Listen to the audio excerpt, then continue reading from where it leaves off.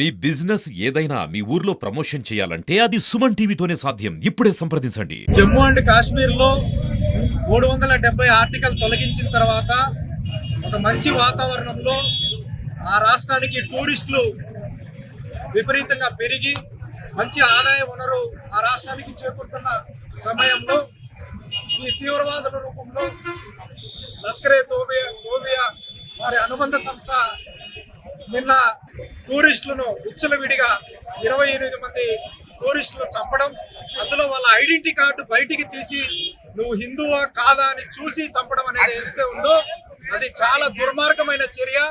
దీన్ని కేంద్ర ప్రభుత్వం వారందరినీ ఉరితీసి లేదా ఎన్కౌంటర్ చేయాలి. వారికి సహకరించిన వారందరినీ కూడా ఐడెంటిఫై చేసి వారిని కూడా అరెస్ట్ చేయాలని ఈ సందర్భంగా రాజంపేట పౌర సమాజం అందరం కలిసి ఈరోజు ఈ ర్యాలీ పార్టీలకు అతీతంగా సమాజానికి అందరం కలిసి చేయడం జరిగింది. జై హింద్, జై భారత్. జై భారత్ మాత. నిన్న జరిగినటువంటి జమ్మూ కాశ్మీర్ లో ఉగ్రదాడులు చాలా తీవ్రమైన చర్య.